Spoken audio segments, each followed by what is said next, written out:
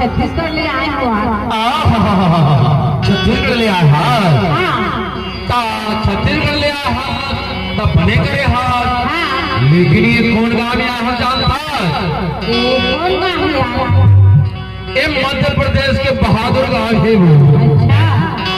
मध्य प्रदेश के ये बहादुर गाँव है। जी हाँ है अच्छा लेकिन एक बात थी बहादुर गाँव वाले वाले के कहना है एक टूरी से हमारे गाँव में आया था भले करे अच्छा लेकिन हमने सोच समझ कर यहाँ पे